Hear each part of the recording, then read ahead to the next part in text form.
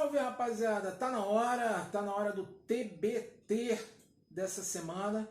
E hoje eu vou falar de um filme que pra mim é muito especial. Por que eu vou falar desse filme? Hoje nós fizemos uma postagem sobre filmes que se apresentam completamente fora da caixinha, que pensam fora da caixinha e que trazem na sua bagagem elementos que vão além daquilo que se espera com entretenimento, com o cinemão pipoca de um modo geral. Então eu vou falar de uma adaptação de quadrinho que, na minha opinião, é uma das melhores que já fizeram por uma série de fatores relacionados à produção desse filme. Eu estou me referindo ao Cavaleiro das Trevas Ressurge, o encerramento da trilogia do Christopher Nolan para a versão dele do Batman nos cinemas. O Nolan ele se consagrou trazendo para o grande público uma ideia dentro de um contexto crível do que seria um personagem de quadrinho. Ele conseguiu transpor um personagem de histórias em quadrinhos para um contexto onde tudo fosse o mais próximo da realidade possível. Ele começou esse processo com o Batman Begins, onde inclusive eles tiveram toda uma preocupação em trabalhar com o maior número de elementos que dessem verossimilhança para o projeto, como, por exemplo, a capa do Batman, de fato, é um tecido experimental, onde... Olha o que ele tá falando. Olha que ele é terrível, terrível. Ele não me deixa gravar em paz. Vamos lá. Eu estava falando do tecido de memória que é apresentado no Batman Begins. Tudo aquilo está dentro de um contexto onde realmente é possível utilizar, é possível dar forma ao tecido como é proposto ali no filme. Claro que o sujeito voar, a gente já mescla com a questão da fantasia que envolve o personagem. É preciso deixar isso muito claro, principalmente nos dias de hoje. O que nos leva ao encerramento da trilogia, que é envolto em bastante controvérsia por força do que aconteceu com Heath Ledger. Ele faleceu após o término das gravações do segundo filme, do Cavaleiro das Trevas, e isso criou uma expectativa muito grande para quem seria o vilão do terceiro filme do Batman nas mãos do Nolan. Muito se especulou a respeito, que caminho seria tomado. A Warner, inclusive, de acordo com o roteirista, o David Goyer, que roteirizou os filmes em parceria com o próprio Christopher Nolan, segundo ele, a Warner queria que, já no final do Cavaleiro das Trevas, eles já queriam que fosse o Charada de qualquer jeito no terceiro filme, e eles queriam inclusive o Leonardo DiCaprio para ser o Charada.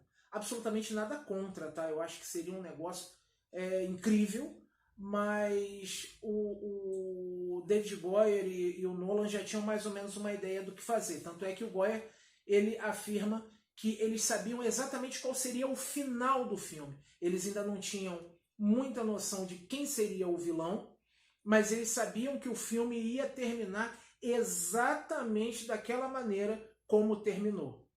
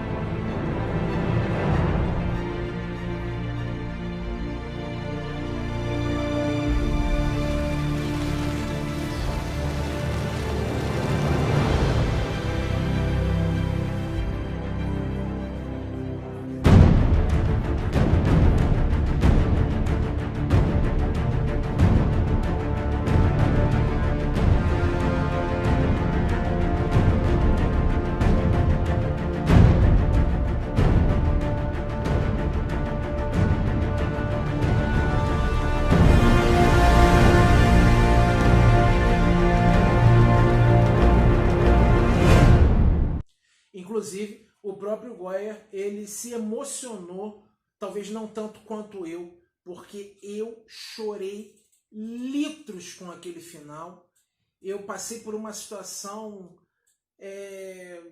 completamente fora da realidade no cinema onde nós estávamos. Eu tenho testemunhas do que aconteceu.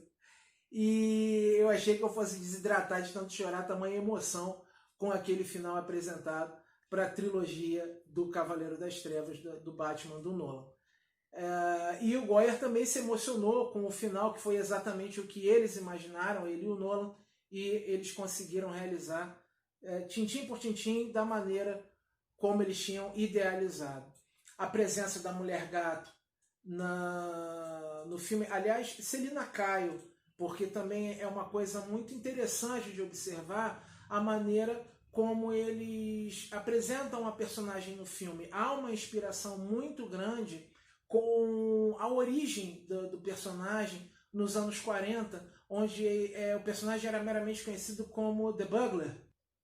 Existe todo um cuidado com a apresentação da personagem no filme, muito inspirada pela maneira como a personagem foi apresentada nos quadrinhos nos anos 40, onde ela era conhecida apenas como The Bugler. Num primeiro momento, tanto Batman quanto Robin não tinham noção de que era uma mulher. Eles não sabiam exatamente, era conhecida apenas como Gatuno. E no filme, em nenhum momento do filme, ela é chamada ou é mencionado Catwoman, né? O termo Catwoman ou Mulher Gato. Ela é tratada pelo seu nome mesmo, Selina Kyle, mas investigando os arquivos da polícia, há uma referência ao quadrinho ali onde chamam ela de Gatuno, Cat Bugler, né? Tem esse termo ali como referência aos quadrinhos. E isso é muito legal porque demonstra o esmero, o cuidado na transposição de mídias, na maneira como eles vão trabalhar a ideia nesse contexto de adaptação. Eles mantêm a essência do personagem, mas dão o recado, passam a ideia exatamente da maneira como eles tinham idealizado. Houve um momento nos anos 90 onde os principais personagens da editora DC Comics passaram por reformulações extremamente dramáticas. Nós tivemos reformulações com a Mulher Maravilha, com o Hal Jordan, que é o Lanterna Verde, e não ficou de fora o Superman. Nós tivemos a morte do Superman, que foi um evento de proporções bíblicas nos quadrinhos na década de 90, e o Batman ele foi derrotado por um vilão que era o Bane, um vilão que não só fazia frente ao Batman no aspecto físico, como também no aspecto intelectual. E esse vilão ele foi criado especificamente para esse arco onde o Batman é derrotado. E o Nolan trabalhou esse vilão de uma forma extremamente pertinente para o tipo de história que ele queria contar, inclusive trazendo elementos de outros vilões, de histórias importantíssimas do Homem-Morcego, do Batman, como, por exemplo, o Cavaleiro das Trevas, que é considerado a Bíblia do Homem-Morcego, criado pelo Frank Miller. É um material obrigatório para quem lê quadrinhos, para quem conhece quadrinhos, ou para quem tem alguma curiosidade em saber do que se trata quadrinho. É importante conhecer esse material aqui, o Cavaleiro das Trevas. Daqui o Nolan tirou uma série de inspirações, inclusive para o final, que é apresentado de uma forma diferente, mas aproveitando o ensejo da questão da relevância do personagem, de como isso pode ser levado adiante, né? Como o Batman funciona enquanto uma ideia. Agora, o que poucos conhecem, até entre o meio dos fãs do Homem-Morcego, isso eu me lembro que na época foi uma discussão muito grande, porque associavam a figura do Bane exclusivamente ao vilão do quadrinho Cavaleiro das Trevas, que é o líder mutante, uma figura grotesca, uma figura também de submundo, mas quando na verdade o Bane ele traz características muito fortes de um outro personagem, que é o Giacomo Blackfire, da série Batman, o Messias, original The Cult, onde o Batman se vê numa situação onde ele enfrenta um líder fanático, religioso, que bota Gotham quase que no chão, só na base do fanatismo religioso. Cuidado, hein? Cuidado, que esses caras estão por aí. O Batman não existe não, hein, gente? Se liguem, se liguem. Vai tremer o bagulho aí, mas tá maneiro. Enfim, Cavaleiro das Trevas Ressurge bateu mais de 1 bilhão de bilheteria, muito antes até de todo esse fervor dessa necessidade mercadológica dos filmes de ação e aventura ou das adaptações de quadrinho fazerem sempre 1 bilhão, como se isso fosse sinônimo de qualidade, né? Houve uma época onde o filme atingia essas cifras absurdas por força da sua característica, por força de como a sua história era passada, de como isso tudo era tratado, a despeito de qualquer elemento de marketing que a gente sabe que tem, né? Mas que é importante, né? para a vendagem desse material. Mas existe também um elemento artístico ali que possibilita, que desperta no grande público o interesse de contribuir, né? Para que esses filmes cheguem nessas cifras milionárias, né?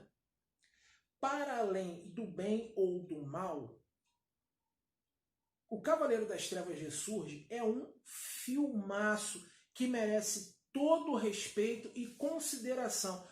Por quê, Luiz? Por uma série de motivos. Ele encerra, ele fecha a trilogia sem deixar de fora um elemento primordial, que é o tema central, que nesse filme é dor.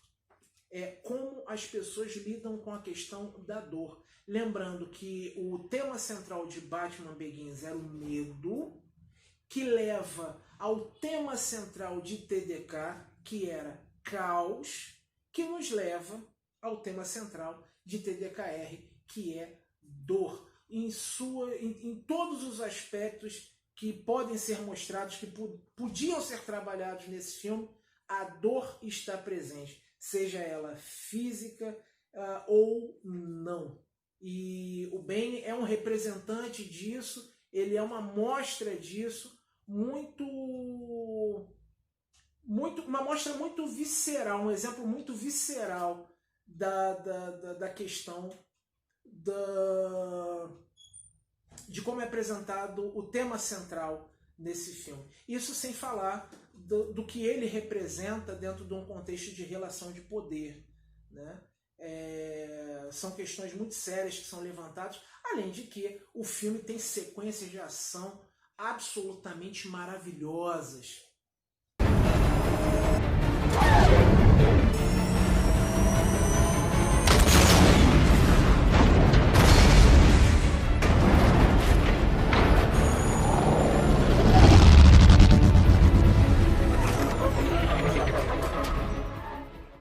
Galera, esse foi mais um TBT. Eu espero que vocês tenham gostado, espero que vocês curtam esse material. Compartilha, mostra aí pra galera, dá aquela moral pra gente, porque vem muita coisa boa por aí. Até sábado. Sábado é dia de dicas de fim de semana. Valeu? Tamo junto, rapaziada. Um abraço.